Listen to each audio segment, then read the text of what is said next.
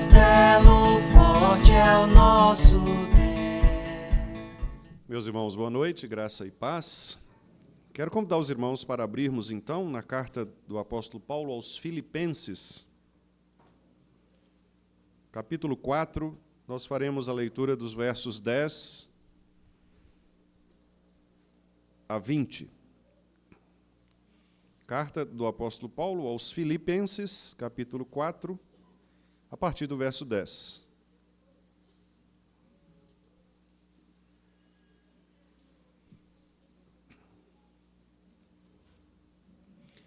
Alegrei-me sobremaneira no Senhor, porque agora, uma vez mais, renovastes a meu favor o vosso cuidado, o qual também já tinhais antes, mas vos faltava oportunidade. Digo isto não por causa da pobreza, porque aprendi a viver contente em toda e qualquer situação. Tanto sei estar humilhado, como também ser honrado. De tudo e em todas as circunstâncias já tenho experiência, tanto de fartura como de fome, assim de abundância como de escassez. Tudo posso naquele que me fortalece. Todavia fizestes bem, associando-vos na minha tribulação. E sabeis também vós, ó Filipenses, que no início do Evangelho, quando parti da Macedônia, nenhuma igreja se associou comigo no tocante a dar e receber, senão unicamente vós outros, porque até para Tessalônica mandastes não somente uma vez, mas duas, o bastante para as minhas necessidades. Não que eu procure o donativo, mas o que realmente me interessa é o fruto que aumente o vosso crédito. Recebi tudo e tenho abundância. Estou suprido. Desde que Epafrodito me passou as mãos, o que me veio de vossa parte, como aroma suave, como sacrifício aceitável e aprazível a Deus. E o meu Deus, segundo a sua riqueza em glória, há de suprir em Cristo Jesus cada uma de vossas necessidades. Ora, a nosso Deus e Pai seja a glória pelos séculos dos séculos. Amém. Querido Deus, mais uma vez nós abrimos Tua palavra e precisamos, ó Deus, que o Teu Santo Espírito nos ensine, iluminando-nos as mentes e corações, para que esta palavra viva e eficaz seja, ó Deus, de fato penetrante, como aquela espada de dois gumes, e que venha discernir os propósitos e pensamentos de nossos corações. Que o Senhor nos ajude a entendermos com precisão aquilo que o Senhor quer nos ensinar, e desta maneira que vivamos para a Tua glória, Senhor. É o pedido que nós te fazemos, em nome de Jesus. Amém. Meus irmãos, existe uma diferença muito clara entre doar e adorar. O que eu quero dizer com isto é que a nossa cultura, ela, muito embora estimule a doação como possivelmente uma estratégia de generosidade, muitas vezes esconde aquilo que a própria palavra de Deus, ela nos ensina acerca deste dom, que é um dom do Evangelho, que é a doação ou a generosidade cristã como um ato de adoração ao Senhor. Aqui nesta carta, como nós temos estudado, o apóstolo Paulo, preso, estava ensinando a seus irmãos em Filipos acerca de coisas importantes do Evangelho. E agora, ao finalizar a sua carta, ele trata de um aspecto que, talvez, por uma incompreensão, possa parecer uma espécie de apêndice administrativo, porque, afinal de contas, Paulo está falando de ofertas, de sustentos, de doações. Mas, ao contrário disto, o texto que nós acabamos de ler é um texto profundamente teológico, que nos ensina acerca de nossa relação com o dinheiro, acerca de nossa relação com as necessidades das pessoas, também a respeito de nossa gratidão a Deus por tudo aquilo que Deus nos tem dado, pelo culto que nós prestamos a Deus e também pelo envolvimento que nós temos com o Senhor em relação à missão do Evangelho. Na verdade, o que está em jogo aqui não é apenas como a igreja sustenta obreiros, mas como a igreja revela o caráter do Evangelho, o caráter do próprio Deus, naquilo que ela faz no momento em que, generosamente, ela oferece sustento àqueles que militam de maneira específica com as missões evangélicas. E esse tema, então, ele exige que nós pensemos de maneira abrangente, ou adotemos uma espécie de leitura abrangente, a amplitude da Escritura.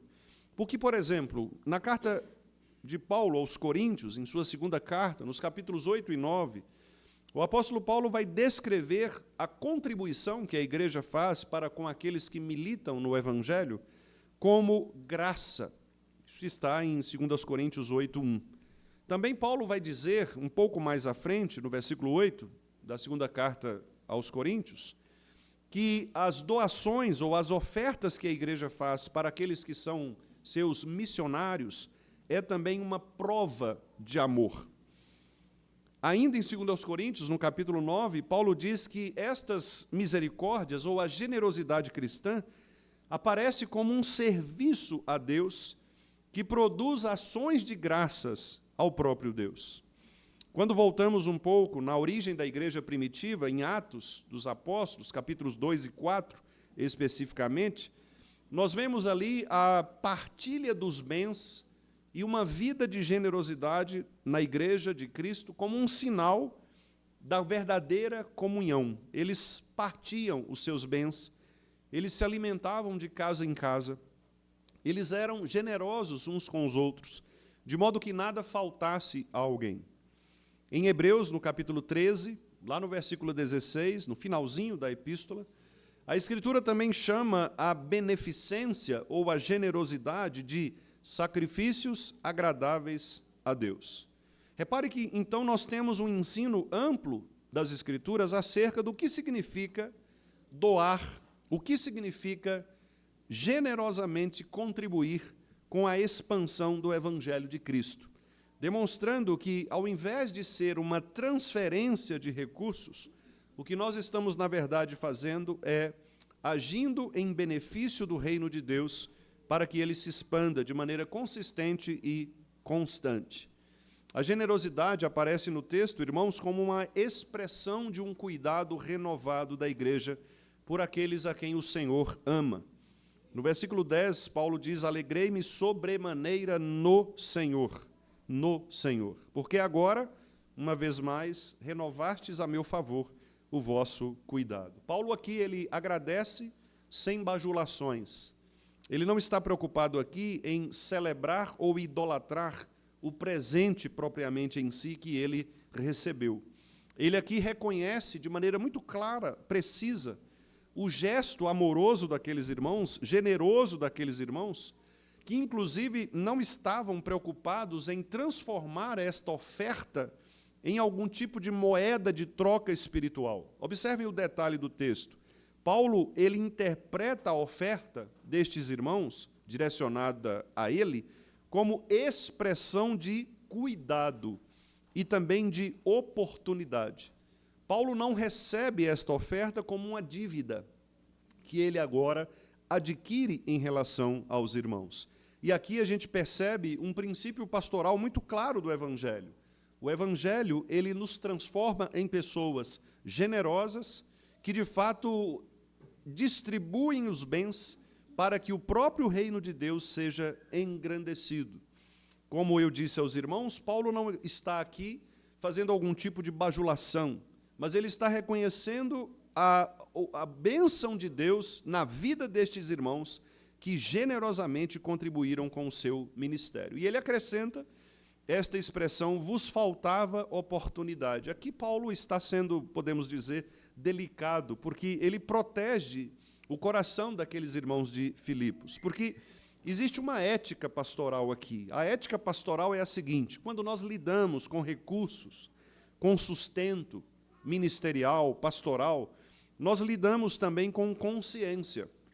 Porque muitas vezes, talvez algumas pessoas podem compreender o sustento pastoral como uma espécie de salário, um salário que alguém recebe comum, como, por exemplo, um funcionário que é seletista, alguém que presta algum tipo de serviço, e isto pode, então, confundir este sustento com algum tipo de troca espiritual. Ou seja, eu pago o pastor para que ele faça o serviço. Eu pago o pastor e, por isso, ele precisa cumprir a sua função. Paulo não está tratando disto. Paulo claramente diz que não está aqui agindo de maneira a trocar espiritualmente por causa do sustento que Filipos havia enviado para ele. Então, de maneira muito sutil, de maneira muito pastoral, ele fortalece a confiança desses irmãos e ele prefere fazer isto a ter de alimentar suspeitas acerca da possibilidade de aqueles que estavam fazendo os donativos recebessem de Paulo algum tipo de vantagem, como se Paulo, então, preterisse aqueles que não participaram da doação e, ao contrário disso, tornasse amigos aqueles que foram generosos para com ele. Paulo engloba todos estes irmãos, dizendo que no Senhor a alegria dele estava sobremaneira manifesta, porque Paulo reconhecia que todo o esforço destes irmãos que renovaram, ou seja, eles já tinham feito uma vez e outra vez, mas agora ele diz, uma outra vez, vocês estão renovando este favor para o meu cuidado, de modo então que estes irmãos eram reconhecidos pelo apóstolo Paulo como aqueles que se compadeciam de fato daqueles que tinham necessidade. E lá em 2 Coríntios 9:11, Paulo diz que Deus enriquece para toda generosidade aqueles que são também generosos. E, meus irmãos, é muito interessante porque o contentamento do apóstolo Paulo ele é visível, e Paulo faz isso de maneira muito clara neste texto. O contentamento aqui vai mostrar que nós somos, de fato, libertados da nossa prisão, ou do nosso egoísmo, ou da tentativa de concentrarmos os nossos bens para o nosso próprio benefício. Nós passamos a ver além dos nossos próprios recursos, entendendo que o que nós recebemos de Deus não pertence a nós mesmos, mas é do Senhor. Tudo aquilo que temos e somos é do Senhor. Assim como Davi afirmou, tudo o que temos e somos vem de ti, Senhor. E Paulo, então, reconhece isto, mostrando que o contentamento cristão, ele nos liberta para que nós sejamos generosos. Por isso ele diz no versículo 11, aprendi a viver contente em toda e qualquer situação. O contentamento de Paulo, ele não é um temperamento, mas é uma disciplina espiritual. Repare que ele usa a expressão, eu aprendi. E ele aprendeu na escola da providência de Deus. Deus que age nas nossas vidas, nas mais diversas circunstâncias. Paulo estava em cadeias, Paulo passou por deslocamentos, Paulo passou por privações, Paulo passou por acusações injustas. Paulo aprendeu que em todos estes momentos, Deus havia de destinar a ele a sua providência. Ele não estaria sozinho, inclusive nos momentos de fartura também, como ele menciona no verso 12, mostrando que Deus está conosco em todos os momentos, quando as coisas estão dando certo e quando as coisas aparentemente estão dando errado. O Senhor continua providenciando para nós tudo aquilo de que precisamos. Então significa dizer que nós também devemos aprender que o contentamento em Deus, ele supera qualquer outra relação que nós tenhamos com aquilo que possuímos materialmente. A insatisfação em relação à nossa vida material quase sempre transforma a vida em algo inútil. Porque Jesus Cristo, por exemplo, ao indagar aquele homem acerca de sua vida, um homem rico, ele disse, o que você tem preparado para oferecer? Esta noite te pedirão a alma. E o que você preparou? As suas riquezas não serão capazes de levar você para o céu. As suas riquezas não podem salvar você. De maneira, meus amados irmãos, que as riquezas, os bens, aquilo que possuímos, só faz sentido e só reconhece a sua validade quando eles são usados, de fato, para a generosidade cristã. E então Paulo acrescenta um dos versículos, talvez, mais mal interpretados no ambiente evangélico, que é este versículo 13, tudo posso naquele que me fortalece. Algumas pessoas utilizam este versículo, como eu disse, de maneira muito inapropriada, pensando que Paulo está tratando aqui de algum tipo de poder espiritual extra, que nos faz adquirir algum tipo de poder para agirmos espiritualmente sobre as pessoas, ou até mesmo determinar que Deus faça alguma coisa. No contexto aqui da carta, tudo posso, significa que Paulo ele pode atravessar escassez, Paulo pode atravessar abundância, ele pode ser privado, ele pode ser injustiçado, ele pode receber donativos, ele pode ter momentos bons e momentos ruins. Mas em todos estes momentos, Paulo não está sendo governado por estas coisas. Paulo não é refém das circunstâncias. Então, tudo posso naquele que me fortalece não é um slogan de vitória espiritual, mas é, na verdade, a confissão da suficiência que nós temos em Deus. Nós podemos tudo em Deus porque Deus é o nosso pastor e nada nos faltará. O Senhor estará conosco sempre. O Senhor é aquele que nos sustenta em todas as coisas. Escrevendo a Timóteo, o jovem pastor, lá na sua primeira carta, capítulo 6, Paulo diz que grande fonte de lucro é a piedade com contentamento. Ou seja, é a maneira como nós lidamos com as coisas que possuímos. E Paulo também advertiu que o amor ao dinheiro torna-se a raiz de todos os males, porque o amor ao dinheiro significa o apego exagerado àquelas coisas que são materiais. E a Bíblia, ao contrário disso, diz que nós devemos viver uma vida sem avareza, em Hebreus capítulo 13, 5. Uma vida sem avareza e uma vida contente. Em Mateus 6, 19 a 21, Jesus nos ensina que o tesouro governa o nosso coração. Portanto, significa dizer que aquelas coisas que nós consideramos mais importantes, mais valiosas em nossa vida, são exatamente estas coisas que reordenarão os nossos amores. Nós amamos as coisas, nós amamos aquilo que desejamos, aquilo que cobiçamos geralmente se torna o nosso ídolo. E Paulo está querendo mostrar que o verdadeiro amor que devemos ter é por aquele que sustenta a nossa vida. Portanto, o contentamento é, em última análise, a reordenação dos nossos amores, mostrando que Cristo está acima daquilo que nós temos, possuímos materialmente falando. Cristo está acima do nosso ganho pessoal. Cristo está acima do nosso salário. Cristo está acima dos nossos recursos. Paulo está nos ensinando a viver uma vida sem avareza, uma vida contente no Senhor, sabendo que aquilo que nós recebemos de Deus não é para ser usado como nossos próprios recursos, mas para o reino do Senhor. Nós podemos oferecer o nosso tempo, podemos oferecer os nossos talentos, podemos oferecer os nossos recursos financeiros, podemos oferecer os nossos bens para o serviço da causa de Cristo Jesus, do Evangelho, porque tudo o que nós possuímos vem de Deus. O nosso carro, a nossa casa, as nossas roupas, o nosso sossego, o nosso ambiente, o nosso tempo, o nosso salário, tudo o que temos vem do Senhor, nada é nosso. De tal maneira, meus amados irmãos, que nós somos agora chamados para sermos mordomos, administradores daquilo que Deus nos concedeu. E é por isso que Paulo elogia não a ajuda financeira propriamente, mas ele elogia a parceria destes irmãos de Filipos no Evangelho. O que eu quero dizer é que Paulo não estava aqui elogiando o valor da doação, o tamanho da oferta. Paulo está elogiando a atitude, o coração generoso, a decisão daquela igreja de se tornar parceira daquele irmão. E por isso, no verso 14, ele diz: fizeste bem, associando-vos na minha tribulação. Paulo considera o momento de privação, de restrições materiais, ele chama isso de tribulação.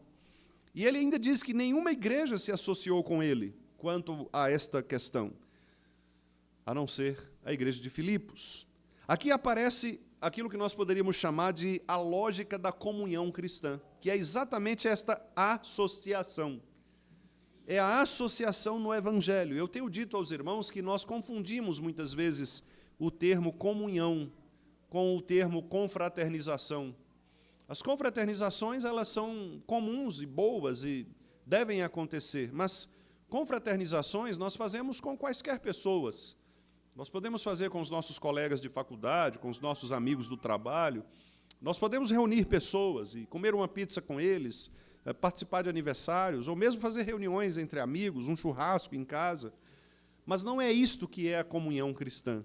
A comunhão cristã é uma associação nos momentos mais específicos da vida daquele que é o ministro da palavra de Deus. Portanto, Paulo está destacando aqui que esta comunhão destes irmãos para com ele é uma comunhão real. Eles estavam mesmo preocupados com a situação de Paulo. Então, eles se associaram a Paulo no sentido de sofrer o que Paulo estava sofrendo. Eles estão obedecendo aqui aquilo que o próprio Paulo ensinou, de que nós devemos chorar com os que choram e alegrar com os que se alegram. Paulo está, então, mostrando que a sua dor pessoal ou as suas limitações se tornam missão da igreja. A igreja se torna parceira daqueles que se dão pelo Evangelho. João Crisóstomo, que é um dos pais da igreja, descreveu essa reciprocidade entre ministros e igreja da seguinte maneira: eles nos dão parte nas coisas materiais e nós lhes damos parte nas coisas espirituais. A ideia aqui parece-me clara. A igreja participa da obra do Evangelho por meio do sustento daqueles que alimentam a igreja espiritualmente. E o ministro do Evangelho participa na igreja por meio da palavra e do cuidado para com a doutrina e para com o ensino naquela comunidade. E isso, meus irmãos, não é um comércio de fé, é uma associação da verdadeira comunhão cristã. O ministro do Evangelho, quando ele é sustentado pela igreja, ele tem, portanto, esta parceria e esta comunhão de entender que a sua principal vocação é alimentar o rebanho. E ao alimentar o rebanho de maneira cada vez mais consistente, de maneira fiel à palavra, alguém que se dedica ou que se esmera no ensino, aquele que se dedica especificamente ao ensino da palavra, diz Paulo que estas pessoas devem ser dignas de dobrados honorários. De maneira que a ideia é que a igreja precisa entender que o sustento pastoral não significa absolutamente nenhum tipo de troca espiritual, mas é a participação no crescimento do Evangelho. Paulo lembra que em Tessalônica eles enviaram uma e outra vez, ou seja, eram irmãos que perseveravam na doação, na generosidade. E isto revela a maturidade cristã. A generosidade, que é o hábito da graça que Deus nos concede para podermos sustentar obreiros, para podermos sustentar missionários. Na terceira carta de João, versículos 5 e 8, João diz que sustentar obreiros é tornar-se cooperador da verdade. Quando ele trata ali a respeito daquela situação envolvendo os problemas que tinham a ver com pessoas que trabalhavam na igreja. Em Romanos capítulo 15, versos 26 a 27, Paulo trata a oferta como serviço, uma dívida de amor, porque ali naquele caso os gentios eles foram feitos participantes daquilo que Paulo chamou de bens espirituais. Então, a doação ou a generosidade da igreja para com os seus ministros, para com os seus pastores, nós podemos chamar de um investimento eterno, de um investimento nas coisas de Deus. Paulo não usa uma linguagem mercantilista, mas, curiosamente, ele usa, no contexto, uma linguagem contábil. Ele diz no verso 17, não que eu procure o donativo, mas o que realmente me interessa é o fruto que aumente o vosso crédito. As palavras donativo e crédito, elas aparecem aqui para dar exatamente esta dimensão de que Paulo está tratando de recursos materiais. Mas, ao mesmo tempo, ele mostra que estes recursos materiais, eles têm uma finalidade espiritual. Ou seja, é uma colheita espiritual que se acumula diante de Deus. Um comentarista bíblico, Matthew Henry, comenta esse ponto dizendo o seguinte, ele ressalta que Paulo quer fruto no sentido da utilidade santa das nossas posses e da prestação de contas a Deus com alegria.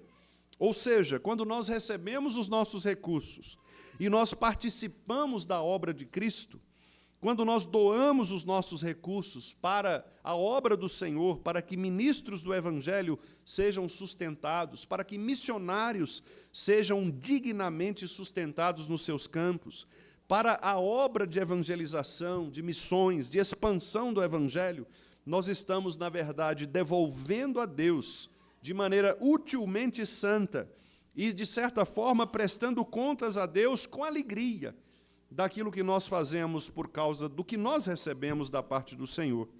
O pastor Calvino, comentando este texto, observa que Paulo, ele não se alegra apenas com o dom da generosidade, mas também com a graça operante nos corações daqueles irmãos doadores. A ideia aqui, a ênfase aqui é na palavra fruto.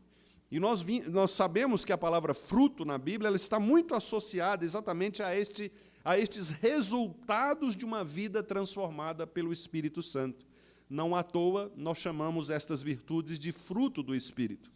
Então, Jesus nos ensinou que nós não devemos ajuntar tesouros na terra, mas devemos ajuntar tesouros no céu, porque os da terra são aqueles tesouros que a traça e a ferrugem comem, corroem, mas não os tesouros do céu.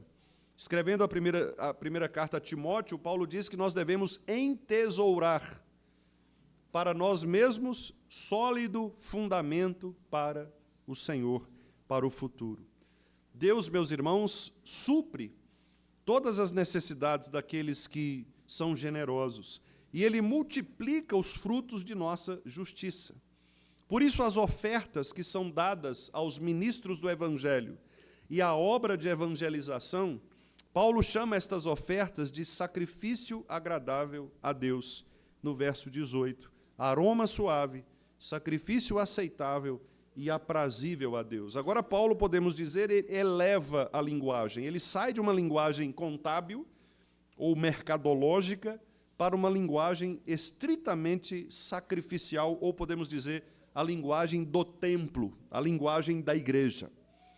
Porque agora ele diz que a oferta se torna aroma, a oferta se torna sacrifício. A ideia de Paulo aqui é que a contribuição ela entra não no espetáculo para que as pessoas doadoras sejam ovacionadas, mencionadas, reconhecidas, mas como um ato de adoração obediente a Deus. A generosidade, a oferta, quando você vem ao gasofilácio e você deposita a sua oferta, não é para que as pessoas vejam o seu desfile público diante da comunidade, mas é para que você adore o Senhor. Depositar no gasofilácio é um ato de adoração ao Senhor, é aroma suave, é sacrifício aceitável e aprazível a Deus.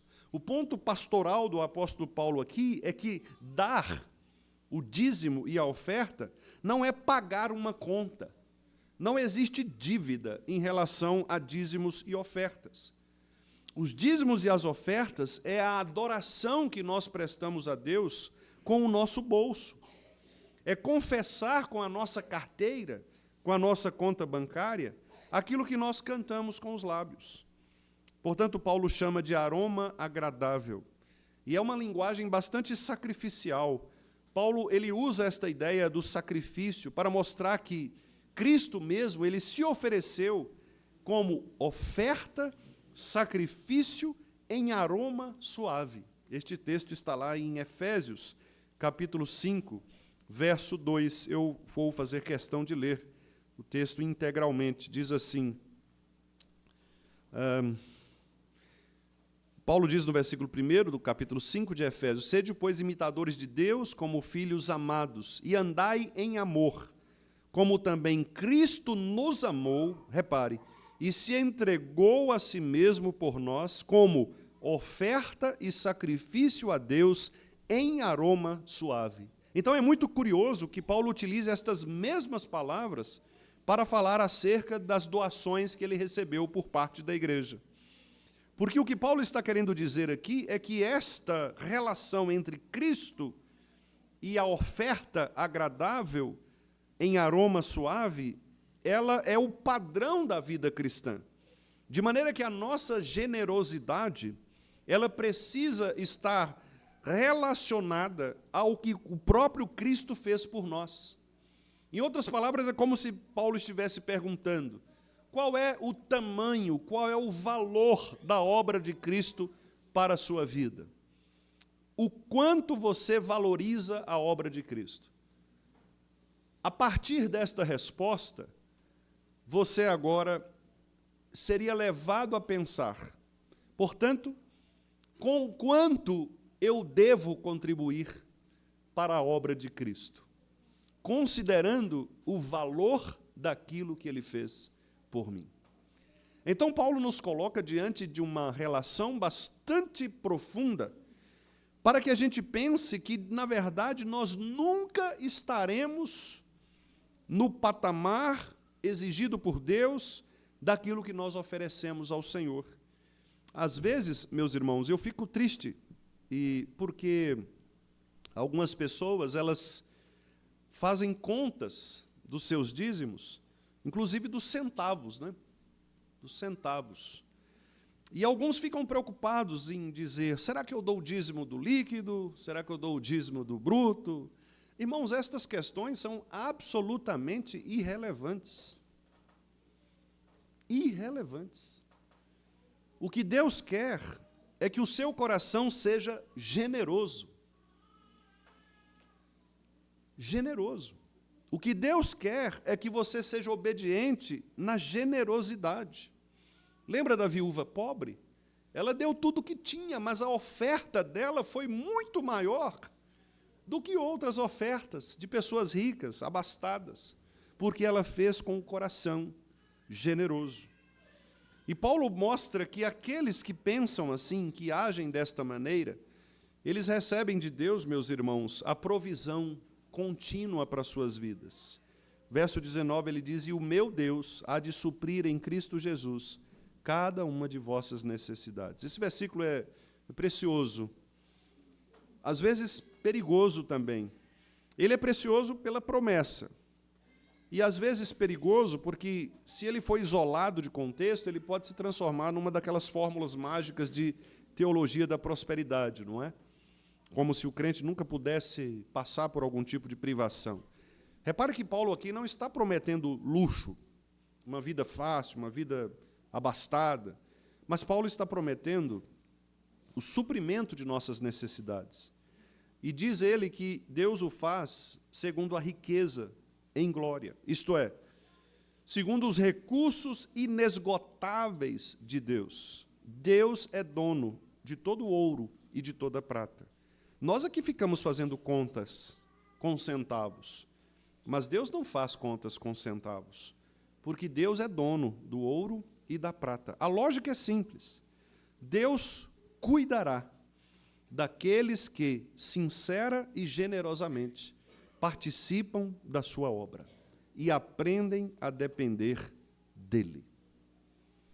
Meus irmãos, o Senhor Deus nunca abandonou aqueles que, pela fé, se entregaram para a obra do Evangelho. Você nunca lerá, nem nas Escrituras, nem na história da igreja, alguém que tenha perdido as coisas materiais de sua própria vida, ou que tenha doado as coisas materiais para o Senhor, para que o ministério fosse exercido. Você não verá nenhuma destas pessoas ser abandonadas por Deus. Muito pelo contrário, o Senhor sempre proverá aqueles que generosamente se entregam ao Evangelho. A Bíblia nos garante isto. A Bíblia nos garante um sustento integral. Deus nos dará paz, Deus nos dará perseverança, Deus nos dará o alimento, o pão, Deus nos dará coragem para prosseguirmos, Deus nos dará sabedoria. Mas a questão é que tudo isso tem um caminho. Mateus 6,31 diz que nós devemos buscar primeiramente o reino e devemos confiar no cuidado do Pai. O Salmo 23,1 diz que nada nos faltará, não como luxo, mas como suficiência deste pastor que cuida daqueles que são suas ovelhas. Segundo aos Coríntios 9:8, diz que Deus pode fazer abundar toda a graça para toda boa obra. Porque o fim último que sustenta isto não é a nossa própria felicidade, mas é a glória de Deus. Deus tem um compromisso consigo próprio. Deus tem um compromisso com a sua própria glória.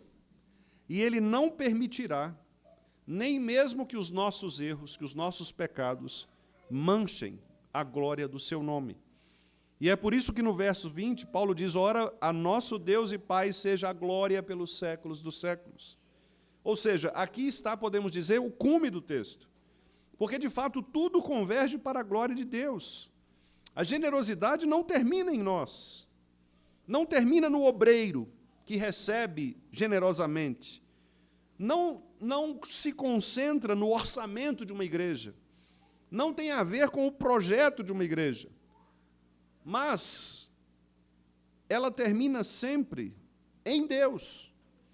Quando a igreja ela se torna generosa, quando ela demonstra o seu amor pelo Evangelho, sustentando os ministros do Evangelho, sustentando aqueles que alimentam a igreja fielmente na palavra, Deus é honrado, meus irmãos, como fonte, como provedor, como propósito, como objetivo final daquela comunidade cristã. E aqui nós percebemos, então, que, de fato, Deus ele nos faz infinitamente ricos a partir do momento em que nós aprendemos a ter as nossas vidas supridas e sustentadas em Cristo Jesus. Generosidade cristã, meus irmãos, é sempre uma imitação do Pai por meio do Filho Jesus, no poder do Espírito Santo. Paulo, então, aqui nos apresenta, de maneira resumida, o que nós poderíamos chamar de uma economia espiritual, que tem basicamente os seguintes pontos. Deus sustenta a sua obra a partir da comunhão da igreja. Quando a igreja entende que ela precisa generosamente sustentar aqueles que vivem do ministério, sustentar aqueles que ensinam a palavra de Deus com fidelidade, ela demonstra a sua verdadeira associação com o Evangelho da graça. Paulo nos ensina também que o contentamento protege o coração do ministro e também purifica o coração do doador. Outra situação que me entristece algumas vezes é de ver ministros, por exemplo, exigindo das suas igrejas salários, benefícios. Às vezes, reuniões de conselho se tornam tensas, porque, às vezes, o pastor ele exige ganhar mais, ele exige ter determinado benefício. Eu soube recentemente de uma situação em que um pastor ele recusou um determinado ministério porque a igreja não podia, naquele momento, oferecer a ele um plano de saúde que ele entendia ser prioritário. Ele não aceitou, e ele disse, é um absurdo a igreja não poder fazer isto.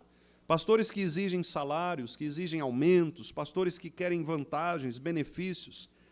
Paulo está dizendo para nós, pastores, que o contentamento deve proteger o nosso coração.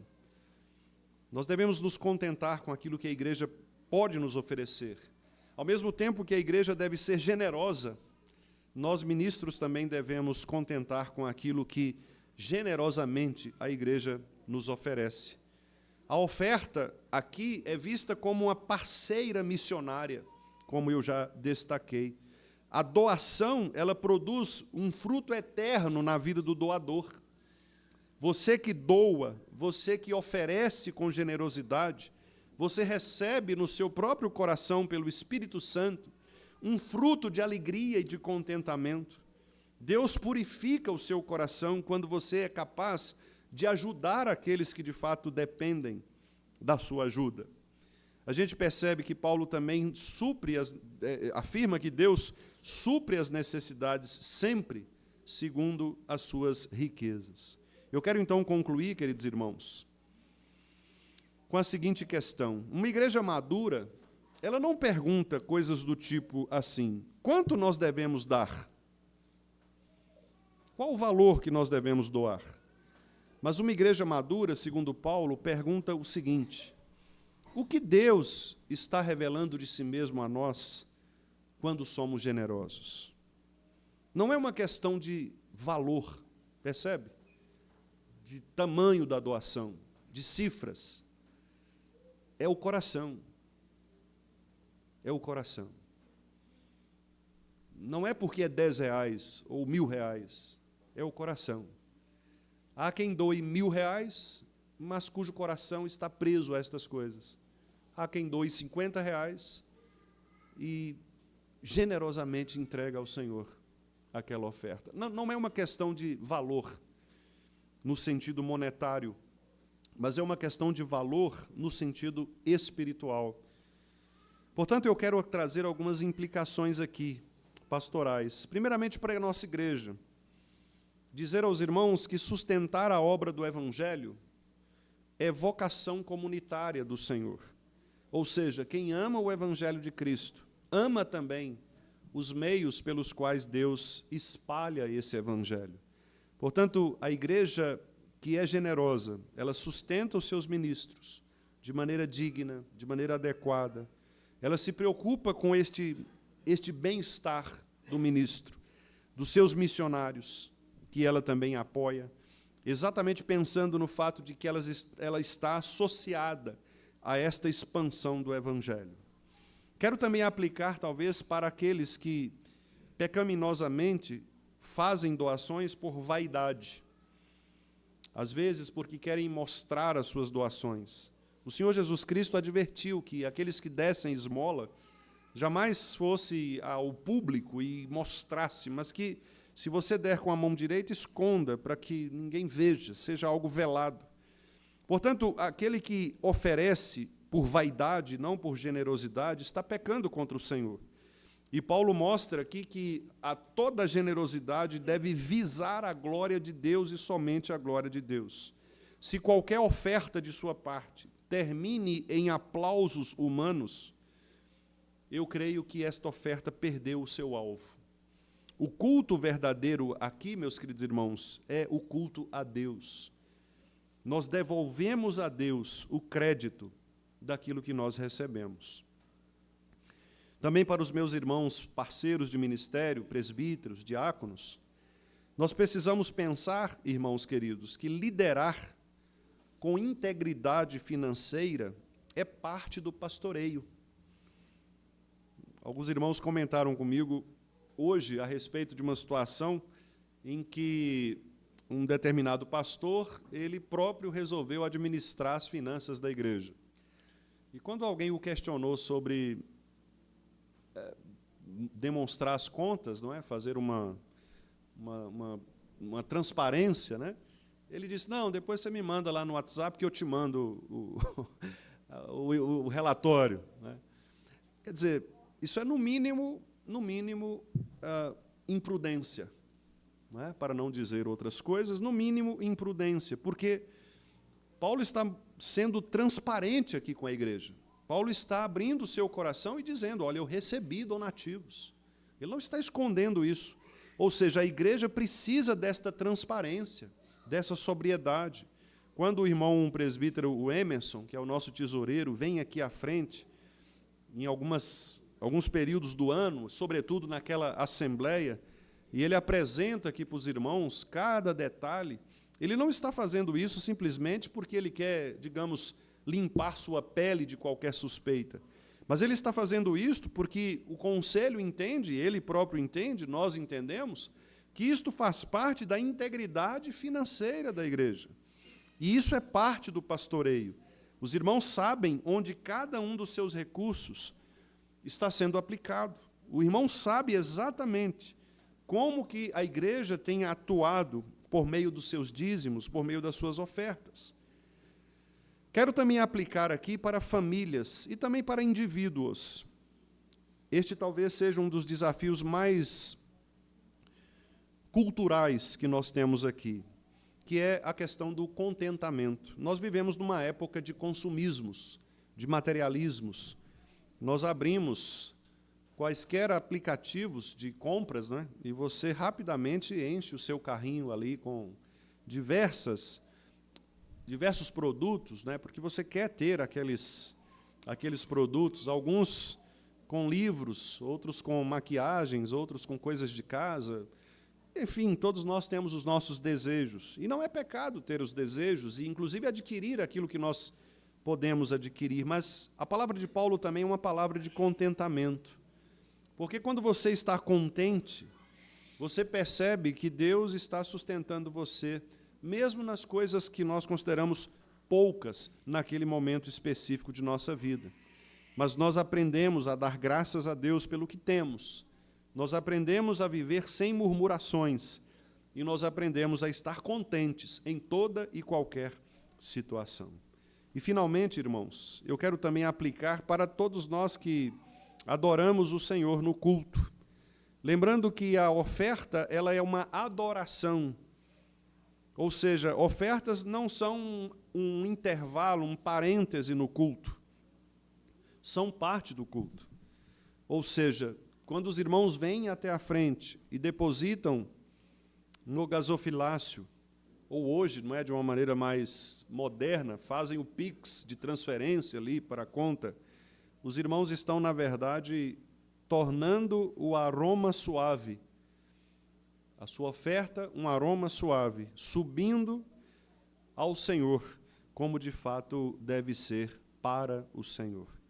Que o Senhor, meus amados irmãos, nos conceda a todos corações contentes, mãos abertas, e a todos nós uma igreja que transforma recursos em comunhão, comunhão com as missões, e esta missão sempre para a glória de Deus. Que Ele assim nos abençoe, em nome de Jesus. Amém.